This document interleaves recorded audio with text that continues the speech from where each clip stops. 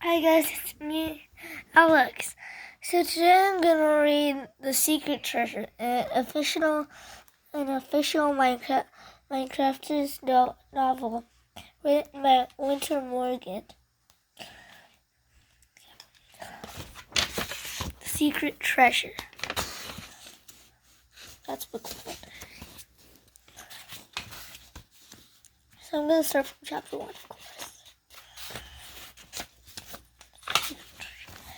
Protectors of the Overworld. Violet rushed through the dense forest, tripping over the roots of a tree. Ouch, she said, rubbing her leg.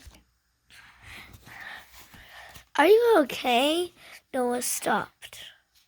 I think so, she said, but Violet was in pain. We have to keep going. They're coming after us. We don't have much time. Noah was worried. Violet pulled a potion of swiftness from her inventory and took a gulp. I think I can make it. But what's our plan? Noah looked behind them. A gang of 5 rainbow men carrying diamond swords were approaching. Our plan? Run! Violet handed Noah some of her potion. He drank, and the two sprinted through the forest trying to escape from their enemy. I don't see them, Violet looked back. Do you? Noah took a quick glance. No, I don't either, but I don't trust them. We have to keep moving. Noah and Violet had been exploring the fields and caves outside their village when the pesky rainbow griffins arrived. Griffins arrived. Every day their village lived in fear of Daniel and his league of powerful griffins. Noah and Violet were tired of their attacks. Recently, the attacks were becoming more severe, and this one was particularly harsh. Usually, when Daniel and his band of bullies approached them, they would hand over whatever treasure they found or resources they had, and the Griffers would take it and leave. This time, Violet had offered the Griffer potatoes and an emerald, but they shot an arrow at her anyways. When Noah came to aid, one of the rainbow griffins struck him with the diamond sword and demanded everything in his inventory. Reluctantly handing over diamonds, a sword, and armor, Noah said, "Please leave us alone." Griffin laughed and struck him again. Violet and Noah sprinted away, but the determined Griffins had trailed behind them. Now the pair looked back and realized the Griffins were no longer following them. They were finally far enough from the village that they felt safe. They had reached a sandy beach, the perfect spot for restful holiday vacation. But this was a time to rejoice. Noah and Violet were exhausted and upset. Violet said, "Noah, I don't want to run anymore." "What else can we do?" asked Noah. "I want to fight," replied Violet. "I know we can outwit Daniel. He might have a lot of griffins working for him, but we're smart. We need to come up with a plan to save our village from Daniel." Noah looked out at the water and walked along the sandy beach. He thought about Violet's proposal, but destroy my armor and my diamonds. I don't have very much left. I've been hiding a lot of resources, Violet told her friend. "I think we can do it." "Do what?" "You mean actually stage an attack on Daniel? We aren't that powerful. But we have to try. Nobody else is fighting back, and our village is being destroyed. I can't watch this anymore. I want to live in a peaceful village," pleaded Violet. "Maybe we should move," suggested Noah, "and abandon everybody we know. Let them deal with the wrath of Daniel and the Griffers. I can't live with that guilt. I can't build a new home knowing all the people I cared about are being threatened every day." The sun was beginning to set. Noah and Violet were far from home. "We need to find shelter," said Noah, looking at the setting sun. He knew that in minutes, mobs would be crawling around this serene beach, targeting him and Violet. "Don't worry, I can build something," Violet reassured Noah. "Great, you're the best person for the job." Noah was excited to help his friend. Despite this awful circumstance, he was happy to see Violet building again.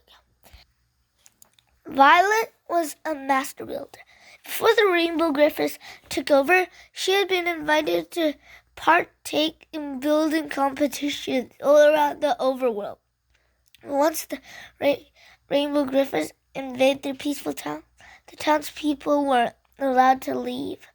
Before the invasion, people would travel from all around the overworld to see Violet's home.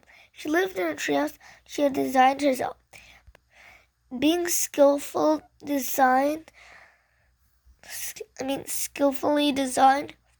it also had a fantastic view. Their village was located in the jungle biome, and her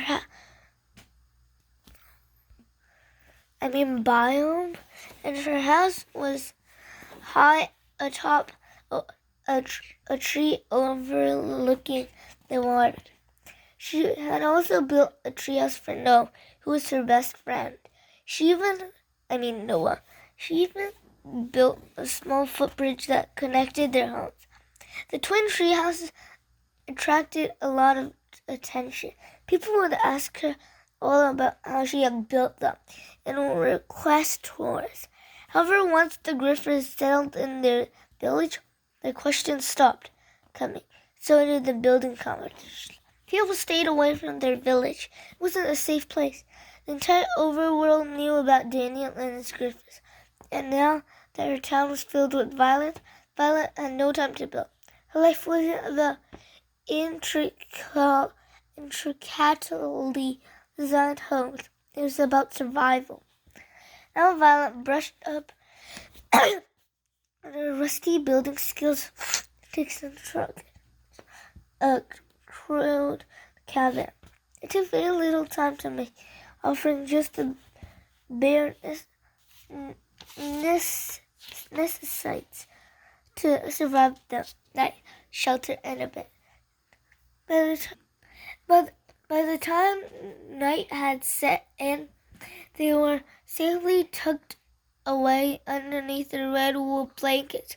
Before heading to bed, Noah lit a torch and left it on the door so hostile mobs wouldn't come near their small makeshift home.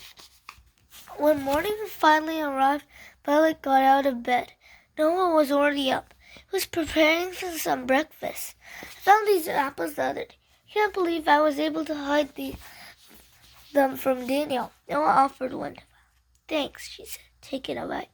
"I just want you to know, when I was talking about playing the Griffiths, I was serious. You mentioned that you have supplies. What do you have?" Well, rattled off a long list of supplies, from potions to nuts. "See, we can do it.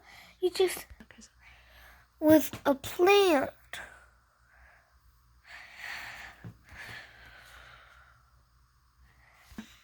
"But how did you hide all those supplies?" Noah was shocked.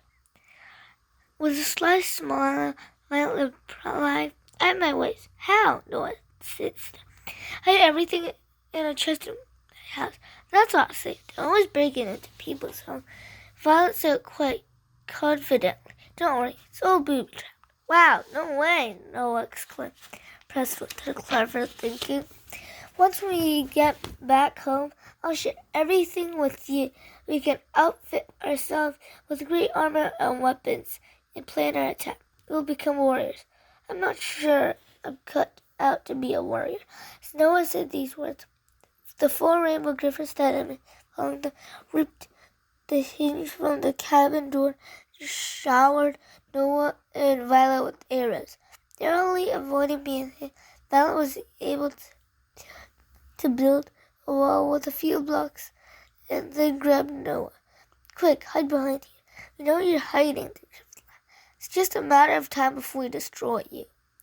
Violet handed Noah armor and swords. Sometimes you don't have a choice what you become. Sometimes you just have to do it. And that is chapter 1.